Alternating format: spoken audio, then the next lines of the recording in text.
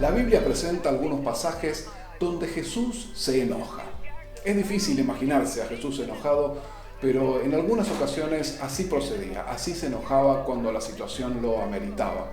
Claro, no es un enojo como el que nosotros estamos acostumbrados, porque no le agarraba bronca a la persona, no es que quedaba enojado con un encono muy fuerte en contra de alguien, y tampoco se descontrolaba llegando a la furia, sino que es un claro ejemplo de enojo sin pecado, ¿no? El enojo del Señor cuando ocurrían ciertas cosas. Algunos de esos pasajes que nos relatan un enojo del Señor Jesús, no está referido ese enojo ni a un pecado muy grande, ni a un ataque a su persona, sino que está enfocado a algo muy puntual, que tiene que ver más con la fe que con otro tipo de cosas. Hice un experimento, le pedí a algunos de nuestros jóvenes que me expliquen un pasaje y que me den la conclusión, qué es lo que ellos piensan. Así que tomé algunos de estos pasajes del enojo de Jesús, se los di a los jóvenes y esto fue lo que resultó. Qué hermosa y qué conocida que es la historia de cuando Jesús camina sobre el agua. Sin embargo, cada vez que la leemos, ahí hay como un renuevo que tenemos que estar atentos. Por ejemplo, cuando los discípulos estaban en la barca, Jesús no estaba con ellos, estaba solo en una montaña orando. Y cuando él ve que los discípulos ya se estaban alejando bastante, que tenían el viento en su contra y se les estaba haciendo difícil navegar, él enseguida sale a su encuentro y camina sobre las aguas para poder llegar hasta ellos. Qué hermoso tener un Jesús que no importa lo que pase, Él siempre va a acercarse a nosotros y va a encontrar la manera. Y cuando llegan los discípulos aterrados pensaban que Él era un fantasma, había una persona sobre el agua. Y Él les dice, tranquilos, soy yo. Los discípulos podrían haber dicho, buenísimo, es Jesús, bueno, vamos a sumarlo y listo. Pero ahí habló una persona clave que es Pedro.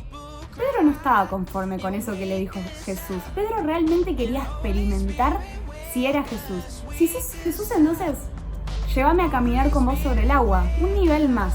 ¿Cuántas veces pedimos ese nivel más, no?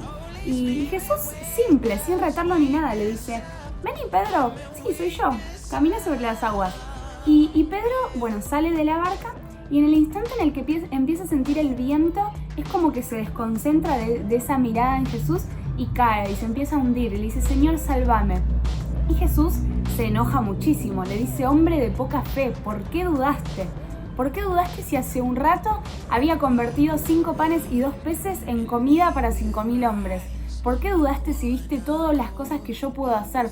¿Por qué dudaste si sos mi amigo íntimo y todo lo que yo sé de Dios te lo di a conocer? Creo que por eso Jesús estaba tan enojado ante esa duda. Me pediste un nivel más. Dale, confía y sigamos caminando sobre las aguas. Y bueno, esa enseñanza tan linda que Él nos da, también podemos terminarla en que cuando Él entra en la barca, todo el viento que la azotaba en un principio se calma. Como cuando dejamos entrar a Jesús en nuestra situación, en nuestra vida, y automáticamente todo cobra otro sentido. Te voy a contar una historia que realmente me llama mucho la atención y que te va a cambiar el panorama por completo. Resulta que había un muchacho que estaba súper endemoniado y su familia lo llevó delante de los discípulos de Jesús para que ocurra el milagro. Los muchachos no pudieron hacerlo, entonces lo llevan delante de Jesús y dicen, mira Jesús, tus discípulos no pudieron hacer el milagro, vos podés hacer el milagro por el pibe. Y en eso Jesús se re enojó con sus discípulos y les empezó a decir, ¿cómo puede ser que no puedan hacer el milagro, que no tengan fe? ¿Hasta cuándo voy a tener que seguir soportándolos? Manga de incrédulos. Todos se quedaron así, ¿viste? Como que sorprendido de esa actitud. Acto seguido, Jesús sana al muchacho, queda libre, un golazo, punto final. Algo que me llama la atención de esto es que ¿cómo puede ser que Jesús haya enojado tanto con sus discípulos? ¿Cómo puede ser? Déjame decirte que es normal.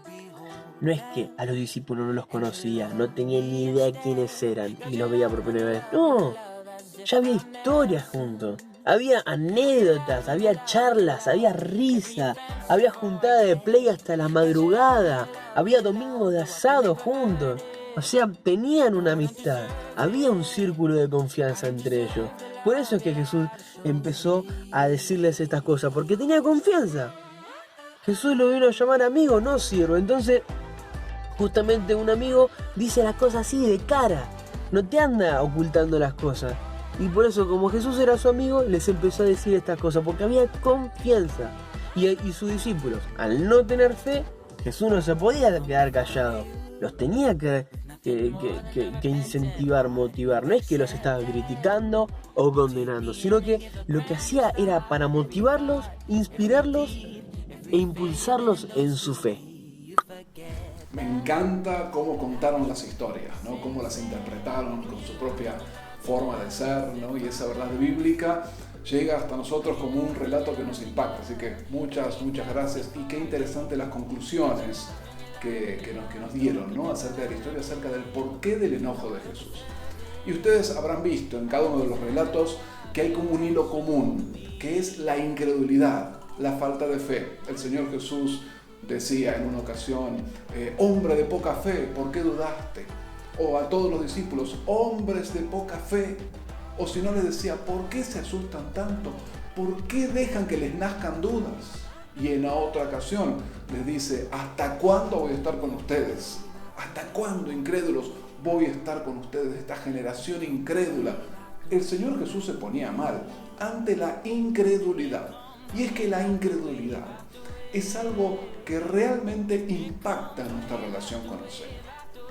La incredulidad o el escepticismo es la imposibilidad que tiene la persona de creer en algo que no esté comprobado o demostrado. Algo que impera mucho, ¿no? En la sociedad actual, pero se ve que hace rato que es así. Mucha gente que le cuesta creer en cosas a no ser que vea una demostración concreta. Una demostración concreta de que eso es así, una demostración de que eso es de esta manera. El método científico, por supuesto, se basa mucho en demostraciones, en comprobaciones. Pero claro, hay ciertas incoherencias porque los discípulos habían comprobado el poder de Dios para hacer milagros. Habían visto cómo había sanado personas, había liberado personas oprimidas, cómo había levantado muertos. Es decir, no era la primera vez que veían cómo el Señor rompía las reglas de la naturaleza y hacía milagros. Estaba comprobado, pero sin embargo la incredulidad había tomado su cabeza y su corazón. Es que la incredulidad finalmente se toma como un estilo de vida, ¿no? Un estilo de vida escéptico, donde se descree de todo. Primero es no creer, primero es dudar, sobre todo de las cosas espirituales estoy hablando, ¿no? Primero es dudar a ver si es verdad, a ver si esto es de esta manera. Y la incredulidad o el escepticismo, por un lado, instala la duda como parámetro fundamental, la repregunta, es decir, todo hay que cuestionárselo para encontrar la verdad. Claro, las preguntas no tienen final, porque siempre hay una pregunta más atrás de la pregunta, y cuando uno está satisfecho, la duda va matando la fe. Y así como el escepticismo o la incredulidad le da mucho valor a la duda, a la pregunta, al cuestionamiento, para de esa manera encontrar la verdad, le da mucho valor también a los sentidos y a la razón. A los sentidos como un medio para percibir la realidad, y la razón o el razonamiento para hacer deducciones sobre esos sentidos y ver si lo que está viendo es así. Entonces, son dos cosas muy fuertes, ¿no? Que lo vemos en toda la gente, ¿no? Ver para creer es uno de nuestros dichos de todos los días, ¿no? Ver para creer, ¿por qué? Porque confío en mis sentidos, no en lo que me digan otros. Y bueno, en cierto sentido está bien, porque a veces hay mucha mentira falsa, ¿no? Hay mucha mentira que no, noticia que no tiene mucho de verdad, ¿no? Y entonces va dando vuelta y listo, no son rumores solamente. Entonces está bien, digamos, en un nivel. Ahora, en el nivel espiritual, eso causa un grave perjuicio. Y decíamos que hay dos cosas, ¿no? Por un lado, el imperio de los sentidos, es decir, que los sentidos mandan, y por otro lado, que la razón también manda. Cuando Jesús resucitó, Tomás no estaba en el momento que se apareció el Señor Jesús. Y cuando le fueron a contar, él ahí subrayó uno de los dos grandes parámetros del escepticismo, que es los sentidos. Y dijo, si yo no veo, si yo no toco sus heridas, entonces no voy a creer. Entonces, ¿de dónde iba a encontrar la verdad de él? En sus sentidos, en el tacto, en la vista, en los sentidos. Si él por sus propios sentidos podía ver a Jesús, iba a creer, si no, no. Por un lado, entonces, los sentidos, mandan los sentidos, ni la fe ni nada más. Ahora, los discípulos cuando vieron al Señor Jesús, con sus sentidos lo veían, con sus oídos lo escuchaban, ¿no? Y estaban ahí casi, lo podían tocar al Señor Jesús. Pero aún cuando sus sentidos les decían que estaba Jesús, su razonamiento les decía, no está Jesús, porque Jesús está muerto. Por eso es que se asustaron tanto, por eso es que dudaban, porque su razonamiento se oponía a lo que estaban mirando. Bueno, son esas cosas, ¿no? La razón, o sea, el razonamiento y los sentidos pueden oponerse a las verdades espirituales. Y esta forma de pensar se adueñó del mundo, pero ya hace cientos de años. Se adueñó del mundo y solo existe lo que puedo tocar. Y solo es verdad lo que puedo demostrar por mis razonamientos, que pueden ser verdaderos o no. De esa manera el mundo se desarrolla. Y claro, este escepticismo tan fuerte, esta incredulidad que impera en el corazón y en la mente de cada uno de nosotros es un grave obstáculo para relacionarnos con Jesús, porque el Señor Jesús ama la fe. Ama la fe, Él ama la fe y le ofende muchísimo la incredulidad. No, son dos cosas que son muy fuertes en el Señor, al punto que una de las pocas cosas que lo enojaban era la incredulidad.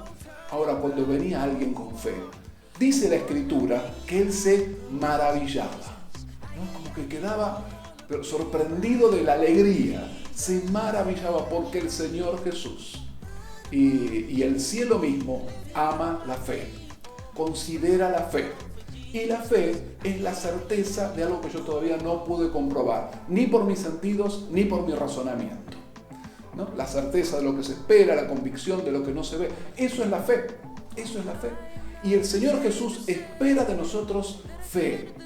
A veces va a ir junto con los sentidos y con el razonamiento, pero en otras tantas se va a distanciar.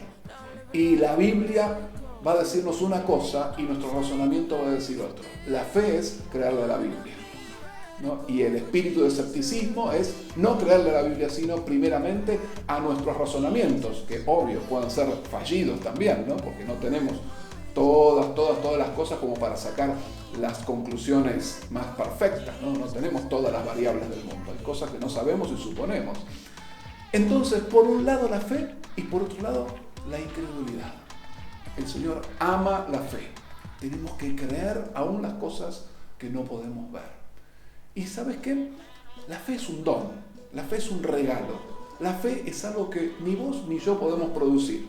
Es algo que el mismo Señor Jesús regala en el momento que lo conocemos a Él. Nosotros podemos llegar a Dios a través de Jesús cuando nos regala su fe. No por obras, no por merecimientos personales, para que nadie pueda sacar pecho y gloriarse y decir yo me salvé yo mismo, sino que solo nos podemos salvar a través del regalo de la fe. Dios nos da fe para confiar en el Señor Jesús. Y una vez que recibimos esa fe ya es nuestra. Ya empieza a invalidar los preceptos de este mundo, que es todo incredulidad y escepticismo. Cuando la fe queda acá adentro, fenomenal. Si tenés a Cristo en el corazón, sabes de qué estoy hablando. Nació la fe. Si todavía no encontraste esa fe de verdad, si todavía no te encontraste de verdad con el Señor Jesús, hoy es el momento para decirle: Jesús, yo quiero creer en vos. Creo en vos, me arrepiento de todos mis pecados, vení a vivir a mi vida. Se lo decís y van a hacer la fe en tu corazón. Así va a ser, anímate a hacerlo. Ahora, aquellos que hemos recibido a Cristo y tenemos la fe en nuestro corazón, nos convertimos en discípulos. ¿Y con quién se enojó el Señor Jesús? Con los discípulos que ya tenían fe en su corazón. ¿Por qué se enojan? ¿Se enojan porque no tenían fe? No, se enojan porque no estaban haciendo lo correcto con la fe que les había regalado. Habían recibido un regalo, pero no lo estaban usando. Es como que te regalan una herramienta, un taladro, un martillo, algo por el estilo, y vos lo recibís, pero lo dejás en un estante y nunca lo utilizas. Ahí viene el enojo. No estaban usando la fe. Dios nos regaló fe a los que tenemos a Cristo en el corazón, a los que hemos encontrado con el Señor. Pero puede ser que no estemos usando esa fe, que no la estemos usando correctamente. Por eso pedí ayuda nuevamente a nuestros jóvenes para que nos impulsen a pensar qué tenemos que hacer con la fe que el Señor nos regala. Me parece muy interesante pensar que la fe es para nosotros lo que, por ejemplo, es el ejercicio para nuestro cuerpo físico. A medida que nos vamos ejercitando, nuestros músculos crecen y se fortalecen nuestros huesos y vamos ganando un hábito que está buenísimo. Pero 1 o 2 días que nos achanchamos un poco, dejamos de hacerlo y quizás en medio de ese sedentarismo hasta comemos algo que no está tan bien, perdemos ese hábito que habíamos ganado. Lo mismo ocurre con la fe. Si la practicamos se fortalece, pero practicarla desde cosas sencillitas. Si en lo más chiquito confiamos en el Señor, en lo más grande también vamos a poder tener fe de que Dios puede hacer cosas maravillosas. En 1 Corintios 10:12 dice la palabra que el que esté firme mire que no caiga. Si estamos firmes, gloria a Dios, pero no dejemos que este hábito se pierda. No nos achanchemos 1 o 2 días, no nos quedemos sedentarios como con el ejercicio físico. Practiquemos la fe todo el tiempo y si estamos tambaleando un poco, retomemos esto, leamos la palabra y oremos para que el Señor pueda llenarnos de fe. Hay que ejercitar la fe. No sé si escuchaste alguna vez la frase ejercer fe. Bueno, justamente tiene que ver con el ejercicio, con el ejercitar, así como se ejercita un músculo, como escuchábamos recién que nos contaban, ¿no? Así como podés ejercitar la memoria o el razonamiento, así como se puede ejercitar tantas cosas, la fe también necesita que se ejercite, que hagamos uso de ella para que se fortalezca. Si lo hacemos en forma habitual, se va a transformar en un hábito, es decir, nos va a costar menos ejercerla. Y si lo hacemos en forma esporádica, nos va a costar mucho más. Por eso, 4 consejos para ejercitar la fe, según dice la misma Biblia. Y la primera es, acerquémonos a la Biblia. Dice la misma Escritura que la fe viene por el oír la palabra de Dios. Así que si nosotros leemos o oímos lo que la Biblia dice, nuestra fe se va a empezar a fortalecer. Y eso es lo que tiene que ocurrir en nuestra vida, que la fe se fortalezca. Tener un plan de lecturas, estudiar la Biblia, hacer todos los estudios que den en la iglesia. De esa manera tu fe se va a fortalecer. Empezar a conocer la Biblia y a creer cada una de las palabras. En la Biblia no podemos elegir como hacemos con la comida, ¿no? Esto me gusta y esto no. La Biblia es todo o nada. Tenemos que comprarla toda, tenemos que digerirla toda, tenemos que creerla toda, porque si no, no tiene poder. Cree todo lo que dice la Biblia y tu fe va a crecer. Segundo, afrontar las pequeñas pruebas que te da la vida con fe. Ningún cazador sale a cazar elefantes el primer día, sino que arranca con cosas más chiquitas. Bueno, arranquemos con las pruebitas que tenemos, ejerciendo fe, y a medida que vamos afrontando esas cosas con fe, nos vamos a animar a afrontar las cosas más grandes. Entonces, practicar la fe con las pequeñas pruebas o las grandes pruebas que vengan a nuestra mano. Tercero, tener una relación con Dios a través de la oración, de la alabanza, de la adoración, de la meditación.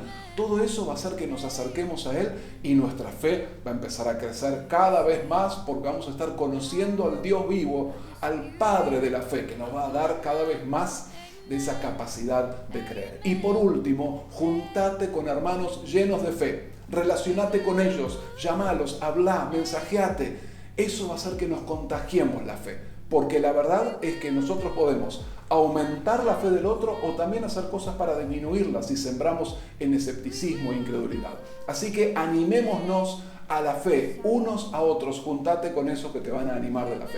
4 cosas muy importantes para poder fortalecer y ejercer tu fe.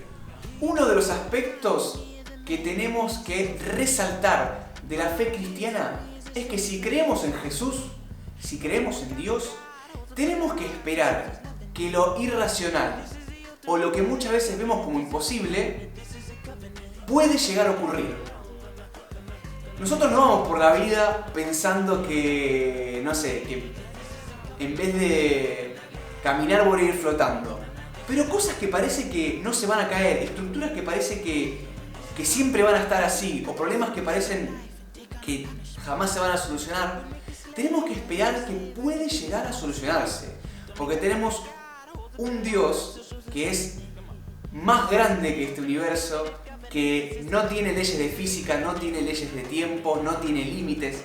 Entonces, si nosotros creemos en ese Dios, en ese Jesús que hasta fue capaz de levantarse entre los muertos, tenemos que estar esperando, tenemos que estar a la expectativa de que, debido a nuestra fe y gracias al poder de Jesús, pueden pasar cosas de la nada que nos sorprendan. Parece como que la razón y los sentimientos se contraponen a la fe. Y tenemos que pensar primero que la razón no es mala. Al contrario, Dios es la fuente de toda razón. Él creó el cerebro, Él creó el razonamiento en el ser humano y es una de las cosas que tenemos en común con Él. La Biblia nos habla de una forma de razonar correcta cuando dice que nosotros tenemos la mente de Cristo, es decir, que podemos pensar como Él. Ahora, hay una forma de razonar que es la incorrecta. La forma de razonar que sigue la corriente de este mundo, que se basa en la duda, en el escepticismo, solo en los sentimientos y la razón, sin considerar ninguna otra cosa, esa es la que va a hacer que se apague nuestra fe. Esa forma de razonar es la que hace que nuestra fe se debilite al punto de no tener poder para cambiar nada. Cuando yo adopto esa forma de pensar, reduzco la realidad a mi capacidad de comprensión. Es decir, lo que yo entiendo existe y lo que no entiendo no existe. Reduzco la realidad a mis fuerzas y capacidades y por lo tanto puedo esperar pocas cosas. Ahora, cuando yo abro mi cabeza, cuando yo reconozco que no tengo control de todo, que no sé todo, que hay muchas cosas que ignoro, pero que Dios las sabe, entonces estoy listo para que Dios empiece a hacer milagros. Cuando reconozco que Dios está en control, entonces surge en mi corazón la expectativa del milagro, de aquellas cosas que alteran o que controlan o que anulan las leyes de la naturaleza y hace que ocurran las cosas que Dios tiene en sus planes. Por lo tanto, tengamos expectativa. Creamos que Dios está en control. No confiemos solamente en nuestras capacidades, sino esperemos en Él. Y todo aquel que confía en Dios, entonces va a ver cómo Dios hace grandes cosas. No importa cuánto hayas ardido en el pasado, lo importante es cómo estás hoy con tu fuego.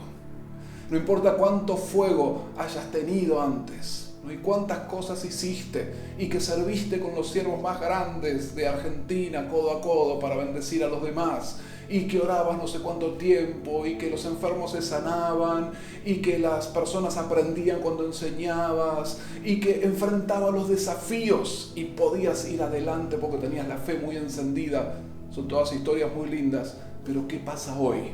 ¿Qué pasa hoy? Porque finalmente importa el fuego que hoy tengas. Y a veces puede ser que nuestro fueguito de hoy sea solo el humo, el recuerdo del fuego del pasado. Está esa parábola de las 10 vírgenes, donde algunas fueron precavidas y se llenaron del Espíritu Santo y de fe para poder esperar al Señor Jesús. En cambio otras tenían aceite, tenían fe, tenían ese fuego, pero no lo hicieron acrecentar. De manera que con el tiempo se fue consumiendo y cuando tuvieron que usarlo, ya no pudieron hacerlo. ¿Cómo está nuestra fe hoy? ¿Cómo está nuestra fe hoy? ¿Estuvo ejercitada este tiempo o se empezó a apagar de a poquito, de a poquito, de a poquito? ¿Sabés que el Señor Jesús a veces reta, a veces se enoja para causar en nosotros una reacción? Y si estamos en esa posición de una fe debilitada, de una fe que no está firme como debería estar, entonces el reto es para vos, el reto es para mí, para que reaccionemos, para que empecemos a hacer crecer esa fe que Él una vez depositó en nosotros y que ahora espera que nosotros la multipliquemos, la multipliquemos. Me ha bendecido un montón estos jóvenes inspirados que hoy nos han hablado, que hoy nos han desafiado a una fe más grande. Y el Señor se está moviendo en la iglesia y en otros jóvenes ha inspirado una canción maravillosa. Joan Marc y los del grupo de Factor de Cambio han sido inspirados en una canción que se llama Hoy sé que habla justamente de la fe, habla justamente de la necesidad que tenemos que nuestra fe sea acrecentada y que ocurran los milagros querido hermano, querida hermana, este es tiempo de renuevo, es tiempo de que la fe se fortalezca y no que decaiga. Es tiempo de desafío, tal vez es tiempo de enojo y reto del Señor para que reaccionemos y para que nuestra fe se ponga en el lugar donde tiene que estar. Para que no seamos arrastrados con la corriente del mundo que es negativa, que es escéptica, que duda de todo, que piensa que va a venir todo lo peor, que solo cree lo que ve, lo que oye y lo que puede planificar, que podamos abrazarnos fuerte del Señor. Querido hermano, hoy vamos a ser ministrados por esta canción que también nos enviaron los jóvenes, que viene justo, que creo que el Señor la mandó para justo este momento, para que vos y yo seamos ministrados. En esta canción vamos a decir: Señor, declaro que tú has vencido en mi vida, has vencido mis pensamientos y mis sentimientos, y declaro, Señor, que las montañas en tu nombre podré mover. Orad al Señor, y mientras escuchas esta canción, deja que te ministre, que tu fe se encienda de nuevo, que empiecen a ocurrir milagros. Padre Celestial, a todos aquellos que ahora están empezando a abrir el corazón, ahora movete con poder en sus vidas. Movete con poder en mi vida, empezá a hacer crecer esa fe y que pronto nuestra fe pueda ser contagiada a muchos más. En nombre de Jesús. Amén y amén.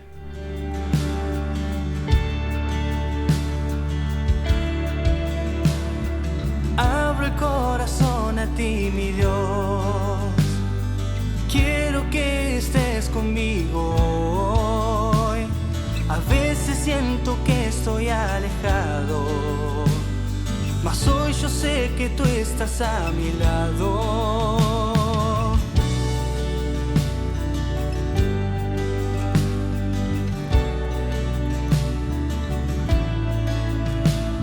De ti hoy yo estoy necesitado. Quiero que me toques con tu mano.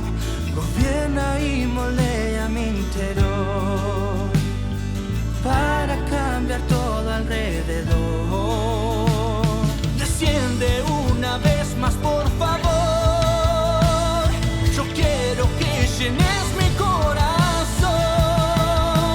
Hoy sé que tu presencia es todo lo que necesito. Es mi fuerza, es mi guía y mi camino. Yo declaro que por siempre a ti te seguiré. Y dame fe para ver todo lo que harás conmigo. Yo declaro que en mi vida tú has vencido. Las montañas en tu nombre yo podré.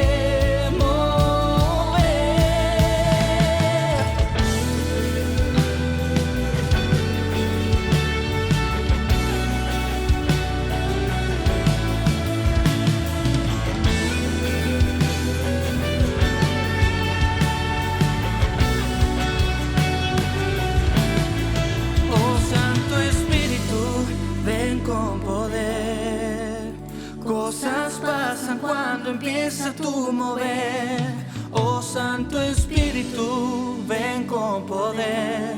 Queremos que algo grande empiece a suceder. Oh Santo Espíritu, ven con poder.